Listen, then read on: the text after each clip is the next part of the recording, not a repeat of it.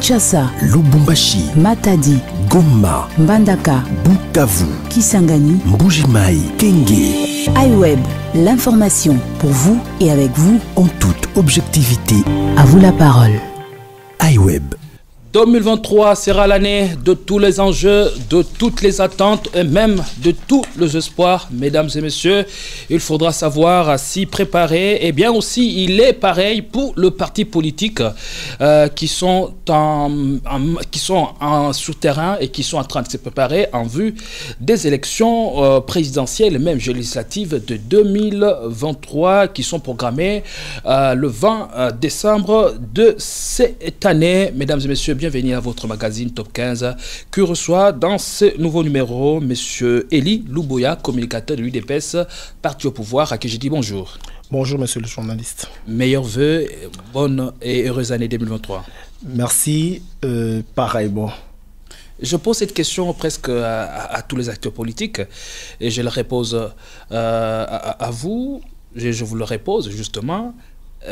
Comment vous représentez l'année 2023 ? Que ce soit sur l'échiquier national ou encore au sein de votre famille politique? De 2023, c'est une année de l'espoir. C'est une année où il y aura plusieurs enjeux.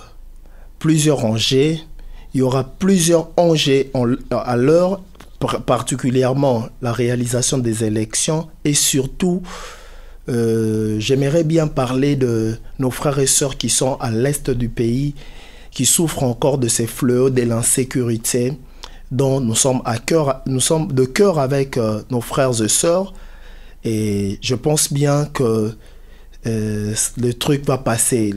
Les gens qui en veulent à notre sol ne pourront rien parce que nous sommes unis pour que nous puissions mettre l'ennemi hors état de nuire. On parle des enjeux électoraux de décembre 2023. Votre famille politique est debout et vent debout pour affronter ces élections parce que l'objectif reste pour vous d'offrir un second mandat au chef de l'État. Et ça c'est clair, tout le monde le sait.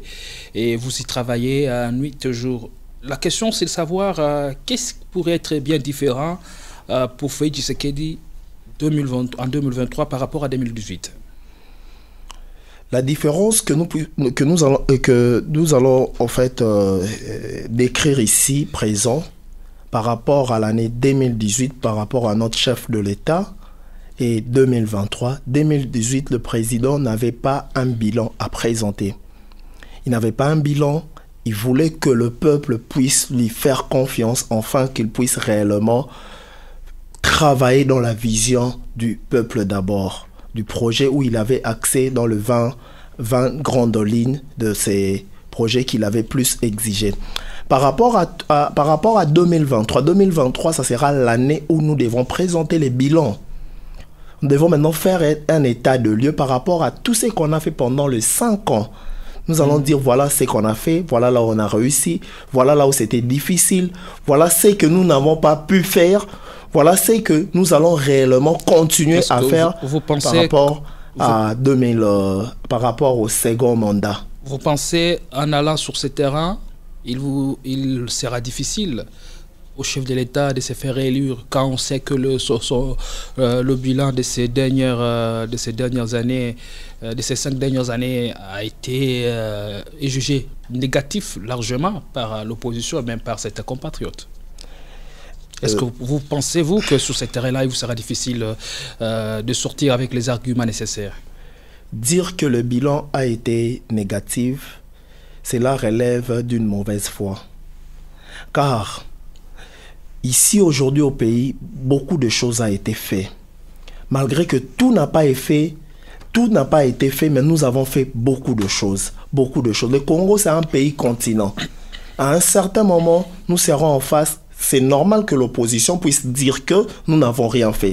Et il y a 2 endroits aussi que nous n'avons pas réussi à faire 100%. Mais le bilan est positif. Beaucoup reste à faire, mais nous allons continuer dans le long parce que le peuple a vu ce qu'on a eu à faire. La première chose, quand nous sommes entrés au pouvoir, et nous avons fait d'abord, quand nous avons fait la décrispation politique, Il n'y avait pas de politique qui était ici au pays. Il y avait certains qui vivaient à l'étranger. Il y avait certains, des grands noms de personnes qui avaient des problèmes, pas avec la justice, par rapport à leur point de vue. Ce qui a été différent. Nous avons lutté pour la liberté d'expression. Ça, c'est la première chose. Selon une certaine opinion, cela n'a pas changé avec le pouvoir du régime, le pouvoir en place. Cher monsieur le journaliste, c'est vrai que ça relève de la mauvaise foi, c'est ce que je dis. Certainement, on n'a pas eu à faire comme étant de saints. Il y a eu des imperfections à ce qu'on a fait. Il y a eu des imperfections. Là, nous le reconnaissons. Dans tout pouvoir, il y a toujours certaines irrégularités. Mais nous avons quand même eu... On ne peut pas comparer le 5 ans que nous avons eu à travailler avec les 18 ans ou les 32 ans qui a été passé. Nous avons eu à travailler, nous avons eu à faire ce que nous avons pu faire. Et vous allez voir, nous allons décrire toutes les réalisations. Les réalisations que nous avons pu faire, cela va séduire le peuple à renouveler la confiance en nous, à la personne du chef de l'État et à donner au président la majorité parlementaire. Parce que le chef a été témoin. Le peuple a été témoin de voir que nous avons lutté 2 ans. C'était FCC Cash, 2 ans. Nous étions composés avec l'ensemble. Aujourd'hui, on reste avec 1 année. Le peuple est en train de voir. La difficulté sérieuse que nous avons eue, c'était sur le plan composition de la majorité. La majorité, c'était des compositions que nous avons eu à prendre par-ci, par-là, de personnes qui n'ont pas incarné la vision et les personnes qui nous ont pas réellement facilité la tâche. C'est ça en plus le problème. Alors, je reste sur cet aspect. Vous avez pas sur cet aspect du bilan, parce que vous dites que c'est ce qui serait bien différent en 2023 par rapport à 2018. Et lorsqu'un chef de l'État arrive au pouvoir, on ne va pas les juger sur base de ce qu'il a dit lors de la campagne électorale, parce qu'on est en campagne électorale, il s'agit d'un discours de séduction. On juge un chef de l'État sur base du programme qui est porté par le gouvernement. Connaissez-vous le programme qui avait été porté par le gouvernement? Et sur les 100 réalisations, par exemple, sur 100% des réalisations que le gouvernement devrait faire, combien de pourcentage? Combien de pourcentage? Je dois vous dire que le premier gouvernement que nous avons eu, le deuxième gouvernement, si on veut en fait fusionner toutes ces réalisations, nous devons dire que nous avons fait au moins 70% de réalisations. Concrètement, pratiquement, il faut nous dire, voilà, les 70% de réalisations, nous les avons obtenues dans tel domaine, dans tel autre domaine. Parce que nous voudrions que vous soyez pragmatique, et même, ça c'est de manière théorique. Alors, sur terrain, c'est ça la pratique. Dites-nous, les réalisations là ont été faites dans quel domaine, tout en nous balançant le programme du gouvernement, tel qu'il a été défendu au Parlement. La première réalisation que nous avons faite, c'était de bancariser les enseignants et les mecs. C'est parce que le programme phare que nous avons eu à vanter, c'était la gratuité de l'enseignement. La gratuité étant inscrite... Ça, c'était pas dans le gouvernement, ça c'était une parole du chef de la campagne. C'était pas une parole, c'était pas une parole, c'était le cheval de bataille. C'est pas dans le programme du gouvernement. Moi, je parle du programme du gouvernement. Je ne parle pas des actions menées par le chef de l'État en tant qu'individu. Je ne parle pas du programme des 100 jours. Je ne parle pas de tout le projet initié par le chef de l'État ou par la présidence. Je parle des actions pilotées par le gouvernement Sama Lukonde. Mais les actions pilotées par le gouvernement, ça a été impulsé sous l'impulsion du chef de l'État. Et c'est le chef qui donne la vision et le gouvernement devrait normalement appliquer sur terrain. C'est ça en fait. Dans le programme que nous avions, le gouvernement devrait d'abord, le premier objectif du gouvernement, c'était d'abord la gratuité de l'enseignement et bancariser. On a parlé des 15 piliers. Ouais. Aujourd'hui, sur les 15 piliers, combien qui ont été atteints? Sur les 15 piliers. On s'en tient à ça. Combien? Sur les 15 piliers, qu'est-ce qui a été fait dans les 15 piliers du gouvernement? Sur les 15 piliers du gouvernement, le gouvernement a fait un effort de réaliser plus ou moins 11 piliers. Dans quel domaine exactement? Raison pour laquelle, c'est ce que je suis en train de vous expliquer. le gouvernement avait pris d'abord son premier programme, c'était il fallait scolariser les enfants. Il fallait que tous les enfants se retrouvent à l'école. C'est dans les bilans parce qu'on avait un problème ici dans ces pays on avait un problème de la scolarité. Plusieurs personnes n'étudiaient pas. Et on devrait faire que beaucoup de gens soient instruits afin qu'ils puissent devenir utiles dans la société. Et c'est ce qui a été fait. On a eu à prendre 2 millions d'enfants. Il y a presque 5 millions d'enfants qui se sont ajoutés par rapport à 2018. Quand on prend 2018, c'était moins. Par rapport à l'année qui est venue, c'était vraiment normal. Et les gouvernements ont lutté pour les fictifs parce qu'on avait plusieurs personnes qui étaient des fictifs qui n'existaient pas. Et le gouvernement devrait commencer par nettoyer les fichiers. Merci. Nous sommes dans l'administration. L'administration a une procédure qu'il fallait faire et le ministre de la fonction publique a pu nettoyer les fictifs. Et il a eu à intégrer les NU afin qu'ils bénéficient de trucs. Et les médecins, de l'autre côté, pour le médecin, il y avait des médecins qui ne prenaient pas la prime de risque et des médecins ont eu à accéder à leur prime sans problème. De l'autre côté, on a aussi un problème que je devais parler aussi de l'insécurité.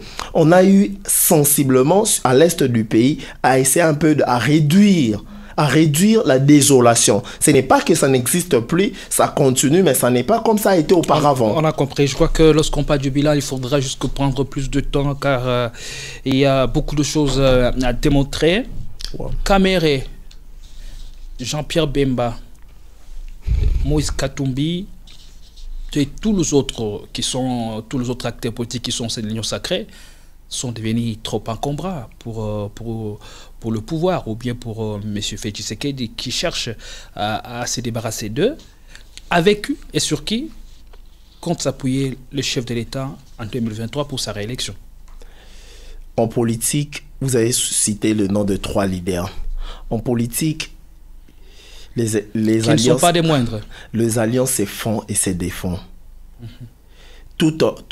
En 2023, les enjeux politiques viendront selon les enjeux de 2028 sur les élections. Parce que nous sommes dans l'Union sacrée. L'Union sacrée n'est pas une plateforme électorale. C'est une plateforme politique dont le chef de l'État est l'autorité morale. Par rapport au nom que vous me citez, chaque personne a apporté son apport. À celui qui trouvera intérêt de marcher avec dans la vision du peuple incarnée par le chef de l'État, on pourra continuer. Ceux qui semblent qu'ils devraient d'abord chercher les moyens pour enfin combattre le chef de l'État, bloquer sa vision, ce n'est pas un problème.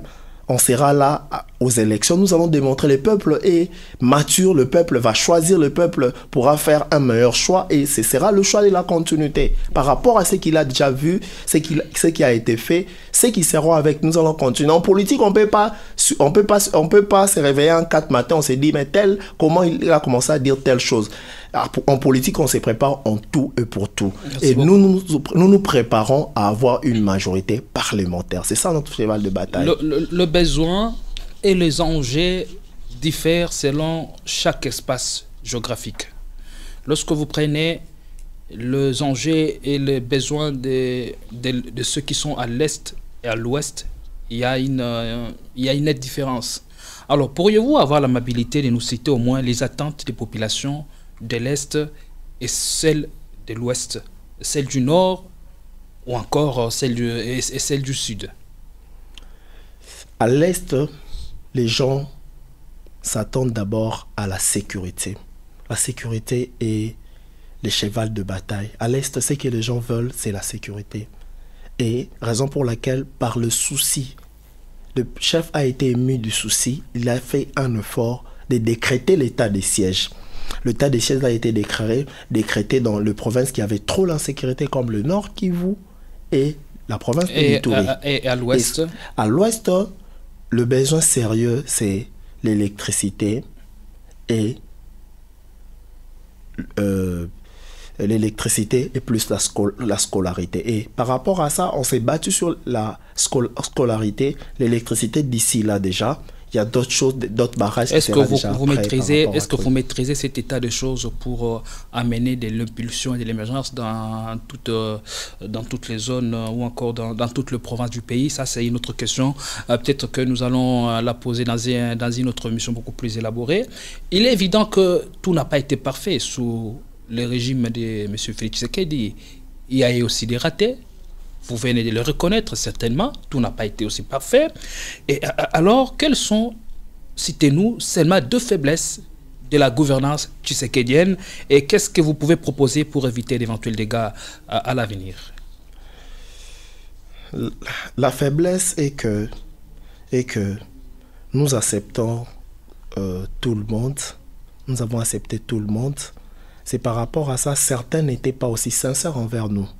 Ils n'ont pas eu à être vrais comme on parle de la faiblesse, les faiblesses de gouvernance tshisekedienne. On ne parle pas de l'attitude, on ne parle pas du comportement, on parle de la gouvernance, la faiblesse dans la gouvernance tshisekedienne. 2 faiblesses tout simplement, et c'est par là que nous allons terminer avec l'émission.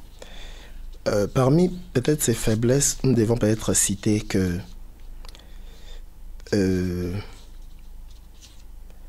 les 2 faiblesses, je peux dire, la première selon moi a été, je suis en train trop d'insister par rapport à ça, les personnes qui nous ont accompagnés.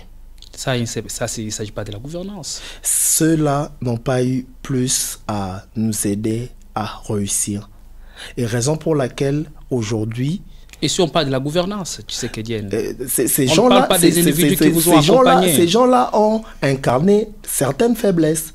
Dans les faiblesses, ils ont eu peut-être à ne pas réaliser certains projets qui ont été bloqués. Ils ont eu à freiner certaines choses par rapport à ces hommes-là. Parce que d'abord, c'est l'homme qui doit être au centre de tout. On a pris l'homme et l'homme a eu à ne pas refléter l'idéal. Merci beaucoup, Monsieur Eli Luboya, d'avoir répondu à nos questions. Merci. Ce numéro Top 15 est complètement terminé, mesdames et messieurs. Restez-nous fidèles car l'actualité continue sur notre fréquence FM et aussi sur notre page portail d'info www.iwebrdc.com. Allez, portez-vous bien. On se retrouve à la prochaine avec surtout la dose de plaisir. Et merci à toute l'équipe qui m'a aidé à arriver chez vous. Au revoir et Inch'Allah. Kinshasa, Lubumbashi, Matadi, Goma, Mbandaka, Bukavu, Kisangani, Mbuji-Mayi, Kenge. iWeb, l'information pour vous et avec vous En toute objectivité, à vous la parole. iWeb.